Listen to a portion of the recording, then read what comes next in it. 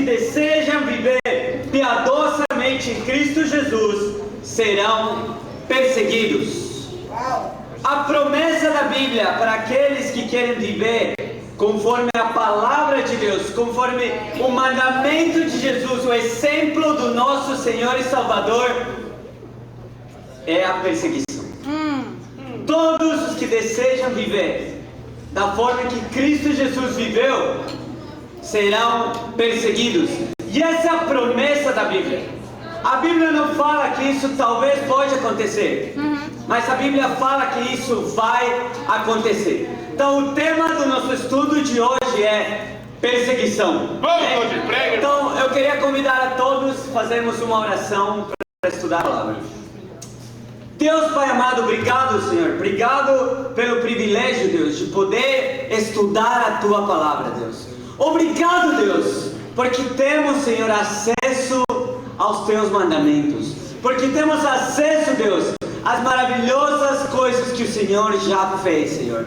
Obrigado, Senhor, porque não merecemos nada, mas o Senhor nos dá tudo. Sim. Obrigado, Deus, por termos a Tua palavra que nos ajuda, Deus, a viver conforme, Deus, conforme o Teu desejo, Senhor, que é de sermos discípulos. Nos ajude, Deus, por favor, essa manhã, a prestar atenção, Pai, na Tua mensagem.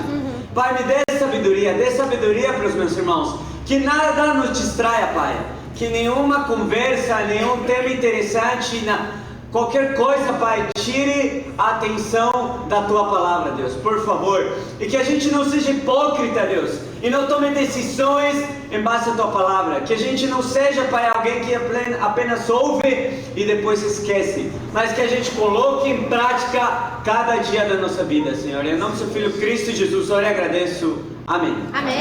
Vamos. Então, a perseguição é uma promessa de Deus. A perseguição vai acontecer. Então, na sua vida espiritual, em qualquer momento, a perseguição vai acontecer. E a gente vai ver hoje na Bíblia que Jesus foi perseguido, a igreja foi perseguida, e a gente vai ver por que eles foram perseguidos. Olhem comigo primeiro como Jesus foi perseguido em Marcos capítulo 3, versículo 20. Vamos ouvir, prega, irmão. Marcos 3.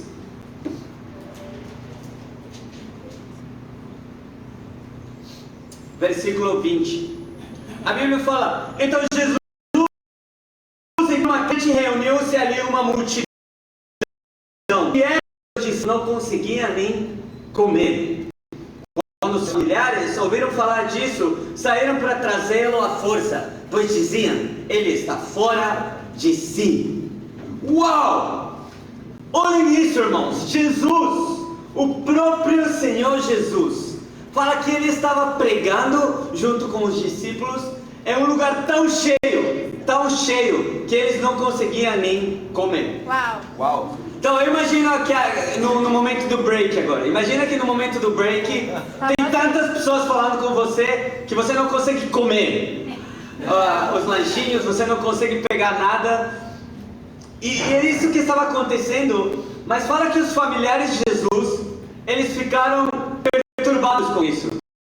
E falam: Jesus não está conseguindo comer, ele está fora de si. Basicamente, a família de Jesus achava que Jesus estava louco, porque ele não estava comendo, porque ele estava pregando a palavra de Deus. Isso não é uma loucura, irmãos? Sim. Pensar que a própria família de Jesus estava perseguindo ele.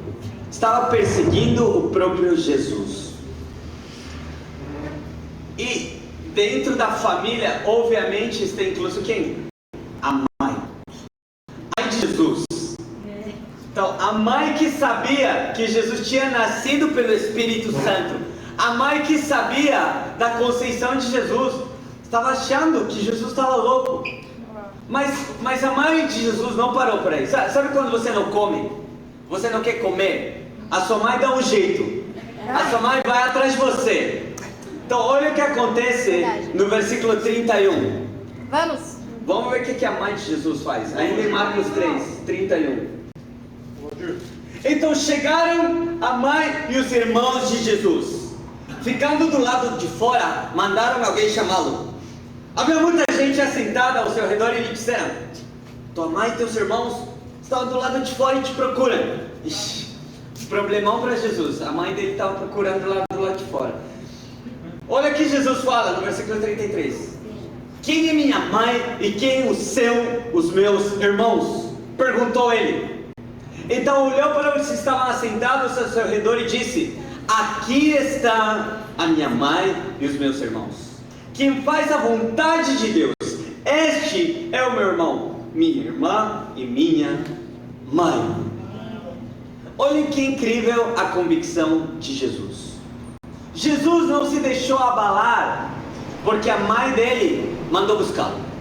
Então eu imagino Maria foi, nossa, que Jesus acha que está fazendo?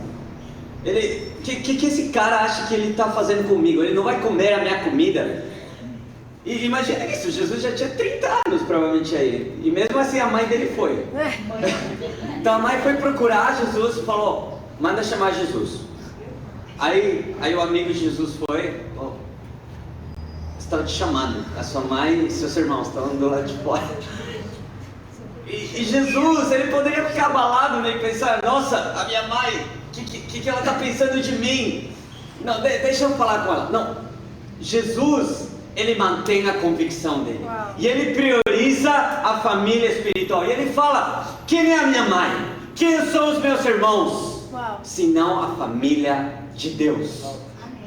Então essa é a convicção de Jesus: priorizar a família espiritual antes que a família física. Muito bom. Excelente. Vamos, prega, irmão. Então muitas vezes, não sei se já aconteceu com você, imagina, você vai tomar a melhor decisão da sua vida: eu vou ser um discípulo de Jesus. Vai, Beno. E eu quero compartilhar isso com as pessoas que eu mais amo, a minha família.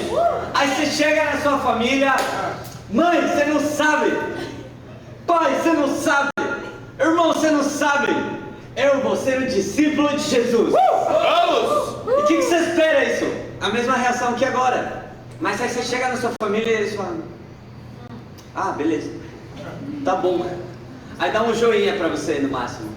Ou às vezes é pior ainda. Às vezes eles falam: que loucura você está cometendo? Como você está decidindo fazer isso? Então eu lembro quando eu comecei a estudar a Bíblia, e eu falei para minha família: eu estou estudando a Bíblia. A minha família falou: por que você está perdendo tempo? Uau. Você tem que fazer um mestrado, você tem que fazer o doutorado, e você vai começar a ler o livro da Bíblia? Uau. Então olhem isso, irmãos. Muitas vezes a gente espera a ajuda da nossa família, a gente espera que a sua família encoraje, fique feliz. Mas muitas vezes não acontece isso. Por quê? Porque essa é a perseguição. A perseguição que o próprio Jesus sofreu. Sim, verdade. E olhem, Maria esqueceu das convicções que ela tinha. Verdade. Maria, ela deu à luz o Filho de Deus. Ela trouxe o Messias para a terra. Mas por conta da religiosidade da época, por conta das tradições, por conta de tanta influência das pessoas religiosas, a própria Maria achava uma loucura Jesus estar pregando. Uau. Mas Jesus manteve a convicção dele. Uau. Jesus manteve a convicção dele. Por quê? Olhem comigo em Atos capítulo 1. Vamos, Valdir, fala, irmão, prega. Muito bom. Qual o fruto de perseverar diante da perseguição? Atos 1, versículo 12. A Bíblia fala, então, está falando dos discípulos de Jesus depois da morte de Jesus. Olha o que fala: então eles voltaram para Jerusalém, vindo do monte chamado das Oliveiras, que fica perto da cidade, cerca de 1 quilômetro. Quando chegaram, subiram ao aposento onde estavam hospedados. Achavam-se presentes Pedro, João, Tiago e André, Filipe, Tomé, Bartolomeu e Mateus, Tiago, filho de Alfeu, Simão, o Zelote e Judas, filho de Tiago. Todos eles se reuniam sempre em oração com as mulheres, inclusive Maria, a mãe de Jesus, e com os irmãos dele. Uau. Olha que incrível isso, irmãos.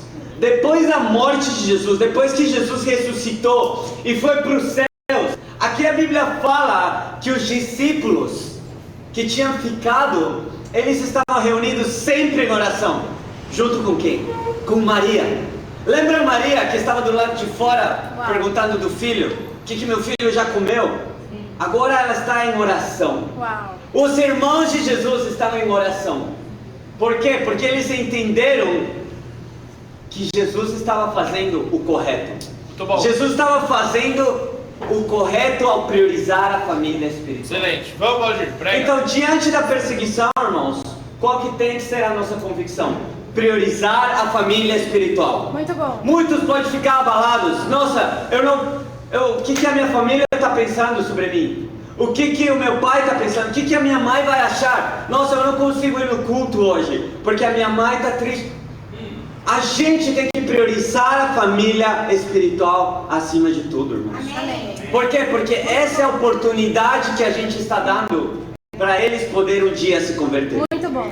Porque quando a gente simplesmente segue o que eles pedem, eles nunca vão tomar a sério você. Nunca vão levar a sério a sua convicção de ser um discípulo. E eventualmente eles não vão querer estudar a Bíblia. Verdade. Porque Fala. você não tem a convicção. Por que eu vou fazer isso? Uau. Mas quando a gente persevera, irmãos, a gente dá uma oportunidade Muito bom. para a nossa família. Amém? Muito Estão bom. comigo, igreja? Fala, Valdir, vamos. Então Jesus foi perseguido pela família dele. Mas não só pela família. Ele também foi perseguido por outras pessoas. Olhem comigo em João 7. Vamos. João 7, versículo 12. Muito bom. Meu irmão. Prega, Valdir. Meu irmão. A Bíblia fala: entre a multidão havia muitos boatos a respeito dele. Alguns diziam: é um bom homem. Outros respondiam: não, ele está enganando o povo. Uau. Mas ninguém falava dele em público por medo dos judeus. Então olhem isso, irmãos. A mensagem de Jesus, ele criava controvérsia. Ele criava divisão entre as pessoas. Alguns achavam que ele era bom, mas outros achavam não.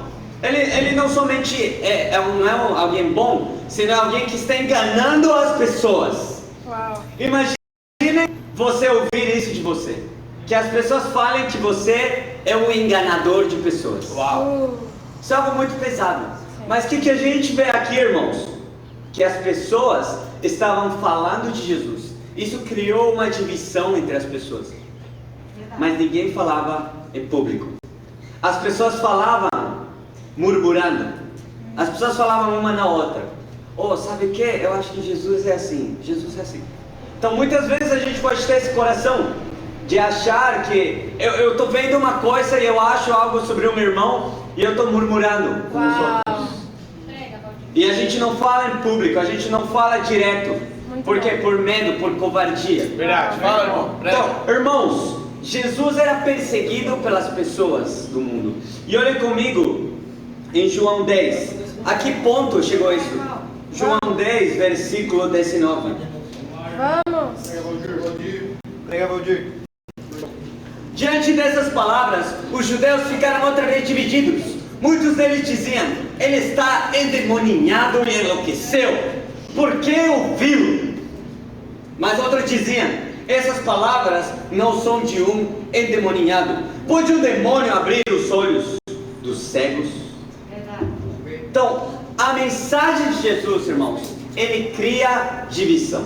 A mensagem de Jesus, ele cria pessoas que querem ouvir Jesus e pessoas que querem rejeitar Jesus. Excelente. Que Fala, Valdir, acusam vamos. ele de louco, Pega, irmão. endemoniado. Uau. Mas tem outros que querem seguir. Como tem sido o seu evangelismo? Como tem sido a sua vida como discípulo? A mensagem que você tem pregado, a vida que você tem vivido, tem criado divisão no seu trabalho, na sua faculdade, na sua família? Ou você quer que todo mundo goste de você? Uau. Então, esse era o padrão de Jesus. Alguém que não se importava em agradar as pessoas, mas em falar a verdade para as pessoas. Muito Excelente. bom. Mas hoje em dia, se você compara com o típico latino-americano. Então, eu sei que o brasileiro muitas vezes não se considera latino, mas vocês sabem que vocês são latinos. Quando vocês vão nos Estados Unidos, vocês sabem que vocês são latinos. Então, muitas vezes o padrão do latino é isso. A gente quer ser legal com todo mundo. A gente quer que todo mundo goste da gente. E a gente quer gostar de todo mundo. Eu não quero problemas com ninguém. Eu quero agradar todo mundo. Fala. Mas Jesus não tinha esse coração. Jesus não tinha essa vida. Jesus causava divisão por onde ele ia. Por quê? Porque ele estava pregando a mensagem. Muito bom. Uau! O que a sua vida tem pregado? Uau. Tem pregado ser alguém legal? Você é alguém legal para o resto? Ou você tem pregado a mensagem? Uau. Tem confrontado com a palavra? Amém. Como tem sido o seu discipulado? No discipulado, você fala a verdade para a pessoa que você está ajudando? Ou você simplesmente quer ser legal com ele? Uau. Você quer agradar ele? Muito bom. Então, irmãos, a mensagem causa divisão. E a gente precisa pregar essa mensagem. Muito bom. E a que ponto esses caras começaram a perseguir Jesus? Olhem comigo em Lucas 23, versículo 1. Vamos. Então aqui eles já estavam falando mentiras de Jesus, eles estavam falando coisas absurdas sobre Jesus, mas qual foi a intensidade com a qual eles perseguiram Jesus? Olhem 23, Lucas 23, versículo 1. Então toda a assembleia levantou-se e o levou a Pilatos, e começaram a acusá-lo, dizendo: encontramos este homem subvertendo a nossa nação. Ele proíbe o pagamento do imposto a César e se declara ele próprio Cristo um rei. Pilatos perguntou a Jesus: você é o rei dos judeus? Tu o dizes. Respondeu Jesus. Então Pilatos disse aos chefes dos sacerdotes e à multidão: não encontro motivo para acusar este homem. Mas eles insistiam: ele está subvertendo o povo em toda a Judeia com os seus ensinamentos. Começou na Galileia e chegou até aqui.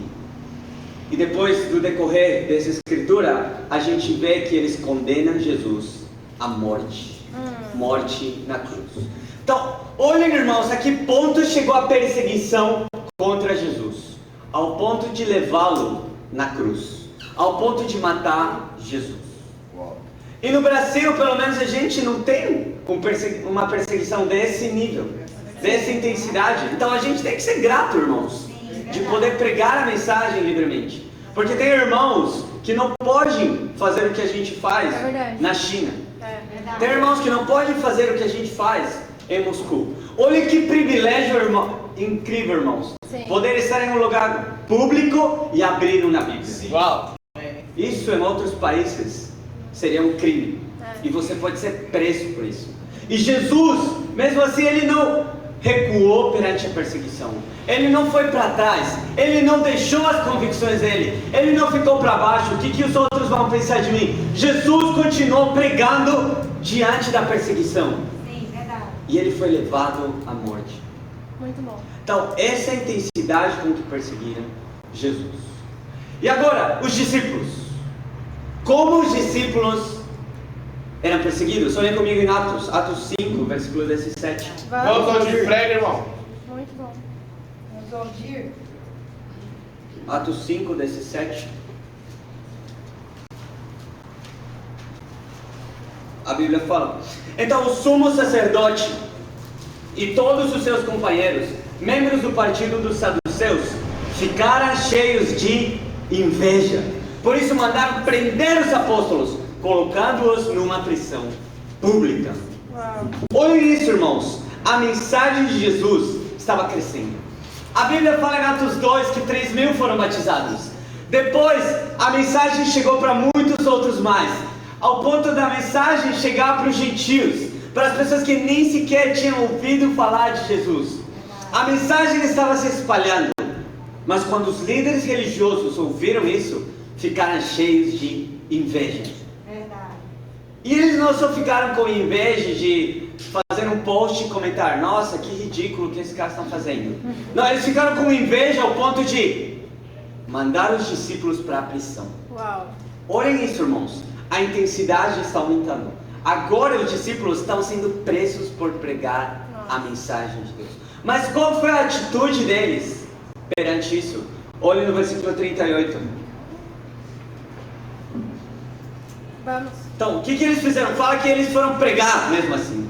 Mesmo estando na prisão, depois saíram e eles continuaram pregando. E olha o que esses caras fizeram no versículo 38 de Atos 5, 38. A Bíblia fala: portanto, neste caso eu os aconselho, deixem esses homens em paz e soltem-nos. Se o propósito ou a atividade deles for de origem humana, fracassará. Se proceder de Deus, vocês não serão capazes de impedi-los, pois se acharão lutando contra Deus. Eles foram convencidos pelo discurso de Gamaliel, chamaram os apóstolos e mandaram açoitá-los. Depois ordenaram-lhes que não falassem no nome de Jesus e os deixaram sair em liberdade. Os apóstolos saíram do sinédrio, como? Tristes por terem sido açoitados? Não. Para baixo, porque, nossa, agora eu não consigo pregar, ele impediu. Não, a Bíblia fala, os apóstolos saíram do sinédrio alegres, por terem sido considerados dignos de serem humilhados por causa do nome. Todos os dias, no templo e de casa em casa, não deixavam de ensinar e proclamar que Jesus é o Cristo. Olhem o coração dos discípulos do primeiro século. Olhem o coração dos apóstolos. Diante da perseguição, eles perseveraram. Eles ficaram alegres. Por quê? Porque eu não mereço pregar a palavra de Deus. Eu não mereço estar falando a mensagem de Deus agora para vocês. Então, quando eu sofro perseguição, eu fico alegre, porque a mensagem de Jesus sendo pregada. Não é a minha mensagem, não o que eu acho, mas a mensagem do próprio Jesus. Amém. Então essa tem que ser a nossa atitude, irmãos, quando a gente é perseguido. Não ficar para baixo, não ficar tristes, não ficar pensando, nossa, agora não deixaram falar na minha faculdade. Nossa, agora eu não tenho onde fazer um bate-papo. Não, ficar animado. Por quê? Porque a gente está fazendo o correto. Amém. Então quando a gente faz o correto, irmãos, a perseguição é uma certeza. E diante da perseguição, a gente tem que sorrir e ficar alegre por estar passando mesmo que Jesus passou. Amém? Muito bom. Uau. E a que ponto a igreja foi perseguida? Olhem em Atos 28, versículo 21. Vamos. Valdir. Muito bom, irmãos.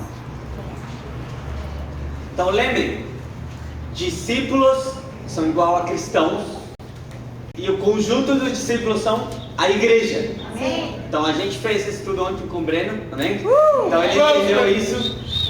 E olhem como a igreja, ou seja, o conjunto de discípulos era conhecido. Em Atos 28, versículo 21, a Bíblia fala: eles responderam: não recebemos nenhuma carta da Judeia a seu respeito, e nenhum dos irmãos que vieram de lá relatou e disse qualquer coisa de mal contra você. Todavia, queremos ouvir da sua parte o que você pensa, pois sabemos que por todo lugar há gente falando contra esta seita. A igreja do primeiro século era chamada pelos religiosos de uma seita. Ainda em Atos 24, versículo 5, olhem o que fala. Atos 24, 5, a Bíblia fala: verificamos que este homem é um perturbador, que promove tumultos entre os judeus pelo mundo. Ele é o principal cabeça da seita dos nazarenos. Uau. Paulo era conhecido como cabeça da seita. Eu gosto que em inglês eles usam um termo que chama ringleader. Ringleader é como cabeça de uma facção criminosa, Uau. basicamente. Então Paulo era conhecido algo assim, ou até pior, como alguém que estava cometendo crimes. Fala que no primeiro século acusavam os discípulos de canibalismo. Oh, louco. Por quê? Porque eles comiam e bebiam do sangue de Cristo. Nossa. Exagero. Porque eles não entendiam a escritura espiritualmente. Olhem isso. Então, por isso que estavam chamando a igreja do primeiro século de uma seita. E é algo pesado falar, uma seita. Eu acho que quando você fala isso é uma seita, é tipo como falar no meio de um avião, gente, tem uma bomba nesse avião. Todas as pessoas ficam alarmadas. Sim. Então, olhem como a igreja do primeiro século era conhecida pelos religiosos. Mas mesmo assim, eles continuaram pregando a palavra. Não significa que o que as pessoas falam é a verdade. Não significa que o que alguém comenta é o correto. O que a gente sempre tem que se atentar é a palavra de Deus. Excelente, vamos hoje, prega. Então, mesmo assim, Paulo continuou pregando a palavra. Amém. Não importa o que falavam dele, ele ficava feliz, animado. Por quê? Porque ele estava pregando a palavra de Deus. Amém. E diante de tudo isso, irmãos, a gente vê que Jesus foi perseguido. Não por qualquer estranho, senão pela própria família dele. Jesus foi perseguido pelo entorno dele, pelas tradições dele, pelas pessoas religiosas. Os discípulos, a igreja foi perseguida. Por que a gente é perseguido? Existem duas principais causas pelas quais os discípulos são perseguidos. Em 1 Timóteo 4,16, a Bíblia fala que para cuidar da nossa salvação, a gente precisa se atentar a duas coisas: a nossa vida e a nossa doutrina. Calma, de novo. Então, para a gente ser salvo, a gente precisa se atentar a duas coisas: a nossa vida e a nossa doutrina. Muito bom. Então, por que os discípulos são perseguidos pela vida? Olhem em 1 de Pedro, capítulo 4. Vamos. Vamos. 1 Pedro 4, versículo 3 e 4. Está comigo, irmãos? Sim. Fala, Valdir, vamos. 1 Pedro 4, 3 e 4. Prega, irmão. A Bíblia fala: no passado, vocês já gastaram tempo suficiente fazendo o que agrada aos pagãos. Naquele tempo, vocês viviam em libertinagem, nas sensualidades, nas bebedeiras, orgias e farras, e na idolatria repugnante.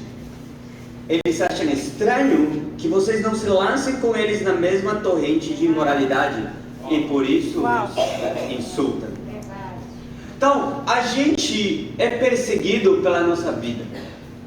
Muitas vezes você não precisa pregar a mensagem. Você não precisa falar, eu sou o discípulo. Mas quando você decide viver como discípulo, a sua vida fala por você. Sim. E principalmente, a sua vida fala por você com pessoas que você já conheceu no passado. Verdade.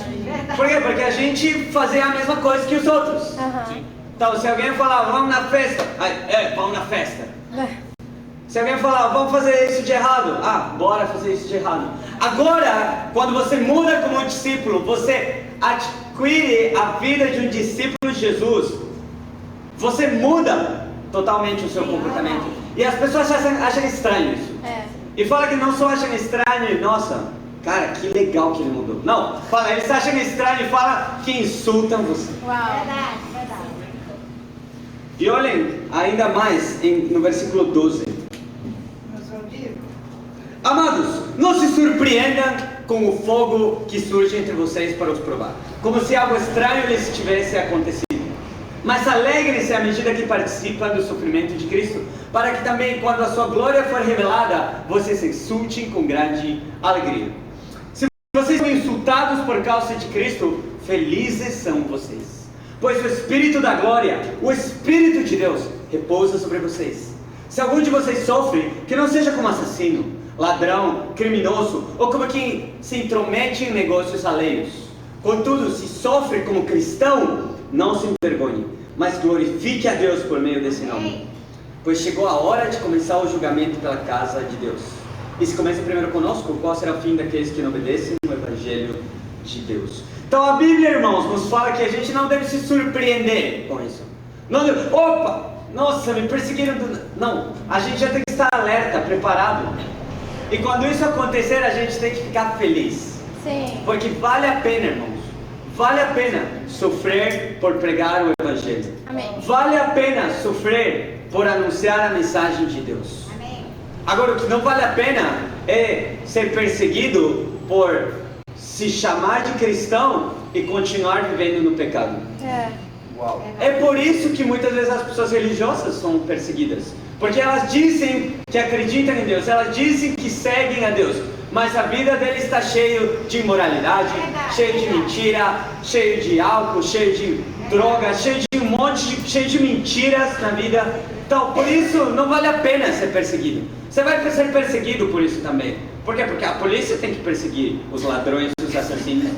Então, mas isso não vale a pena. O que vale a pena é ser perseguido por viver conforme Cristo nos ensinou. Vamos, prega, irmão. Mas a gente também é perseguido pela nossa doutrina. Olhem comigo em Mateus 7. Vamos, prega. João 15 primeiro, João 15, 18. Vamos, João. Prega bom dia. João 15, versículo 18. Se o mundo os odeia, tenha em mente que antes me odiou. Se vocês pertencessem ao mundo, ele os amaria como se fossem dele. Todavia, vocês não são do mundo, mas eu os escolhi, tirando-os do mundo. Por isso o mundo os odeia. Lembrem-se das palavras que eu lhes disse: nenhum escravo é maior do que seu senhor. Se me perseguiram, também perseguirão vocês. Se obedecerem a minha palavra, também obedecerão vocês. Então Jesus, irmãos, ele nos adverte aqui da perseguição e fala que a perseguição, ela vai acontecer. Então, de novo, Jesus está afirmando isso, ela vai acontecer. Por quê? Por pregar a mensagem. Então, quando Jesus pregava a mensagem, pregava a sã doutrina, muitos o perseguiam. Mas olha a boa notícia, outros queriam obedecer. Uau. Então, quando a gente prega a mensagem, irmãos, não se trata somente de perseguição. Você não prega a mensagem para ser perseguido. Você prega a mensagem para que as pessoas obedeçam. Amém. Eventualmente, alguns vão perseguir. Sim, verdade. Olhem comigo em João 16, versículo 1. A Bíblia fala: eu lhes tenho dito isso para que vocês não venham a tropeçar. Vocês serão expulsos das sinagogas. De fato, virá tempo quando os que os matar pensarão que está prestando culto a Deus. Farão essas coisas porque não conheceram nem o Pai, nem a mim. Estou lhes dizendo isso para que quando chegar a hora, lembre-se de que eu os avisei. Não lhes disse isso no princípio, porque eu estava com vocês. Então Jesus, irmãos, aqui, ele está preparando os discípulos. Vocês vão ser perseguidos. Então é a mesma coisa que a gente está fazendo agora. Por que a gente está fazendo esse estudo de perseguição? Porque a gente está se preparando. Então, por isso Jesus fala: eu lhes tinha dito isso para que vocês não fiquem surpresos. Fiquem, nossa, eu não esperava isso. Não, vai acontecer. Sim. Quando você prega a mensagem, pessoas vão expulsar você da sua vida. Eu lembro quando eu comecei a viver como discípulo, ensinar sobre o que é ser um discípulo, compartilhar a minha fé. Eu lembro que os meus amigos deixaram de me chamar para tudo. Ainda bem que eles me deixaram de chamar para coisa errada. Mas também eles deixaram de me chamar simplesmente para um almoço. Deixaram de me chamar para as confraternidades. Então isso foi doloroso. Mas aqui a Bíblia fala que eles vão expulsar vocês. Ainda fala que eles vão pensar que estão prestando culto a Deus, matando vocês. E é isso que o mundo religioso muitas vezes faz. Isso que a sua própria família pode fazer. Eles podem achar que estão ajudando você. Você não precisa ser um discípulo. Você não precisa ser comprometido. Verdade. Você não precisa ir na reunião. Fica aqui com a gente. Você não precisa estar lendo a Bíblia. Para que isso? Você já sabe o que é ser bom. Basta com ser bom. Basta com você aceitar Jesus. Basta com essas doutrinas. E elas não sabem que assim estão matando alguém espiritualmente. Verdade. Fala, Valdir, prega, irmão. Então, irmãos, a gente tem que entender que o único que pode salvar é a sã doutrina. Porque, olhem comigo em Mateus 7, versículo 13. Vamos,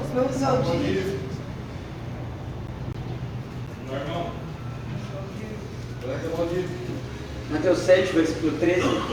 A Bíblia fala: entre pela porta estreita, pois larga é a porta e amplo o caminho que leva à perdição, e são muitos os que entram por ela. Como estreita a porta e apertado o caminho que leva à vida, são poucos os que a encontram. Verdade.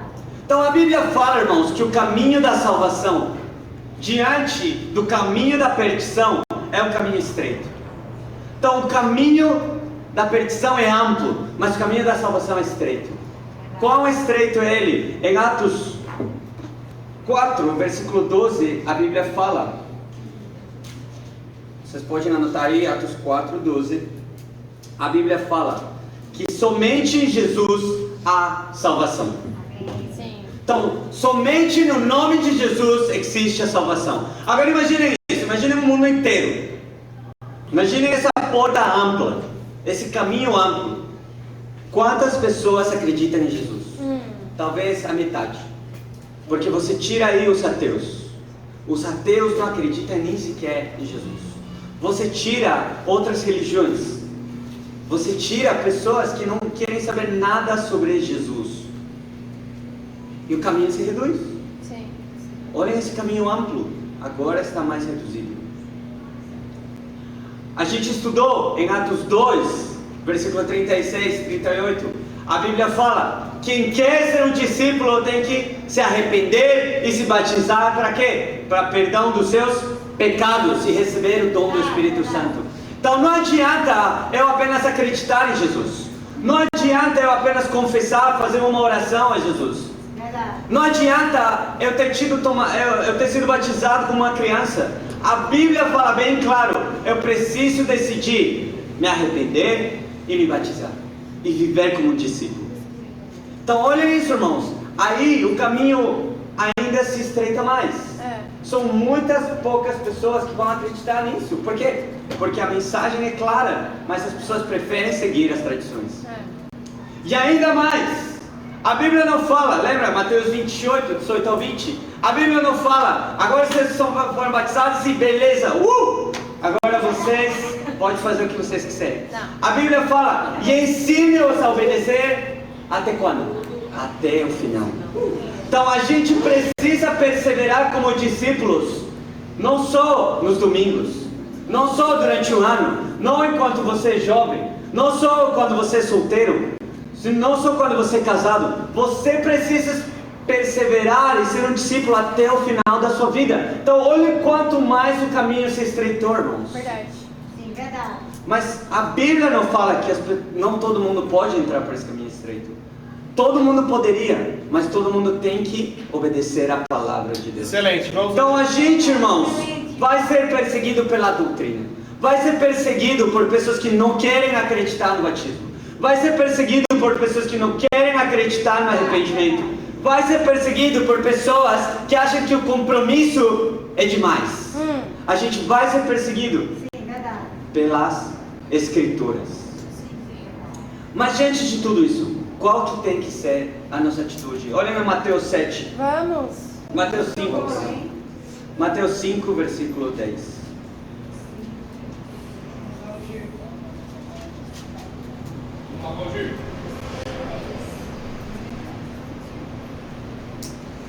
A Bíblia fala, Mateus 5, versículo 10: bem-aventurados os perseguidos por causa da justiça, pois deles é o reino dos céus. Bem-aventurados serão vocês quando por minha causa os insultarem, os perseguirem e levantarem todo tipo de calúnias contra vocês.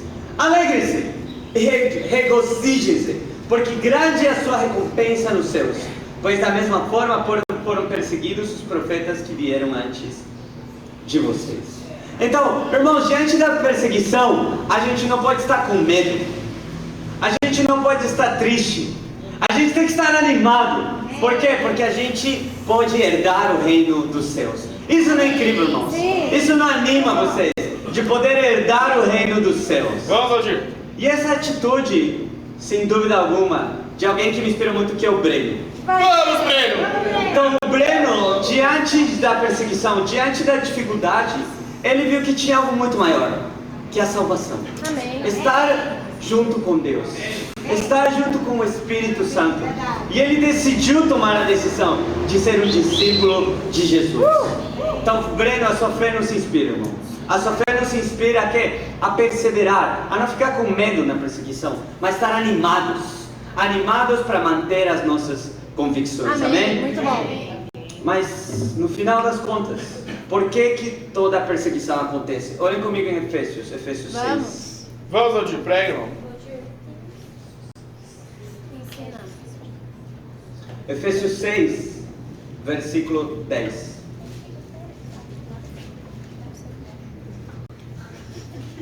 Porque a minha tendência muitas vezes, irmãos, quando eu era perseguido, era muitas vezes ficar com raiva das pessoas. Então a minha tendência era ficar com raiva de quem não queria que eu estudasse a Bíblia. Nossa, o que esse cara tem? O que a minha família tem para não deixar eu fazer isso? A minha tendência era ficar muitas vezes amargurado, falar, nossa, quem é você para falar isso? Mas essa escritura me ajudou a entender da onde vem toda a perseguição. Olha comigo em Efésios 6, versículo 10. Finalmente, fortaleçam-se no Senhor e no seu forte poder. Vistam toda a armadura de Deus para que poderem ficar firmes contra as ciladas do diabo. Pois a nossa luta não é contra seres humanos, não é contra a sua família, não é contra o seu chefe, não é contra o cara que pode estar perseguindo você na faculdade, como tem uns caras muito doidos na faculdade. Contra quem é a nossa luta? Olha isso, versículo 12. Pois a nossa luta não é contra seres humanos, mas contra poderes e autoridades, contra dominadores deste mundo de trevas, contra as forças espirituais do mal nas regiões celestiais. Então a nossa luta, irmãos, é uma luta espiritual. Por isso, versículo 13: vistam toda a armadura de Deus, para que possam resistir no dia mau e permanecer inabaláveis depois de terem feito tudo. Assim, mantenham-se firmes, cingindo-se com o cinto da verdade, vestindo a couraça da justiça, tendo os pés calçados com a prontidão do evangelho da paz. Além disso, usem o escudo da fé, com o qual vocês poderão apagar todas as setas inflamadas do maligno. Usem o capacete da salvação e a espada do Espírito, que é a palavra de Deus. Orem no Espírito em todas as ocasiões, com toda oração e súplica. Tendo isso em mente, estejam atentos e perseverem na oração por todos os santos. Orem também por mim, para que quando eu falar, seja me dada a mensagem, a fim de que destemidamente tornem conhecido o mistério do Evangelho, pelo qual sou embaixador preso em correntes. Orem para que, permanecendo nele, eu fale com coragem, como me cumpre fazer. Amém. Que escritura incrível, irmãos! Porque ela nos ensina que a toda perseguição não se trata das pessoas, não se trata de você, se trata de uma guerra espiritual. Verdade. E por isso a gente tem que estar armado espiritualmente, por meio da oração, por meio da palavra, por meio de pregar o Evangelho. A gente tem que estar unidos nessa guerra espiritual, porque Paulo fala: orem por mim para que eu possa cumprir a minha missão, destemidamente pregar o Evangelho, como me cumpre fazer. Então, irmãos, quando a gente lembra da perseguição e a gente pensa na nossa igreja, muitas vezes a nossa igreja pode ser vista como como uma igreja controversial. Mas é controversial porque eles não entendem a mensagem. E o que a gente tem que fazer é o quê? É continuar pregando a mensagem. Sim. Ajudar as pessoas. Pregar o Evangelho na sua faculdade, no seu trabalho, na sua família. Não importa quando, não importa como, a perseguição vai vir na sua vida. Mas o que a gente tem que fazer? Continuar pregando a mensagem. Não ceder à nossa convicção, não negociar a nossa convicção, porque a Bíblia fala: isso é o que nos cumpre fazer, e para Deus seja glória. Amém.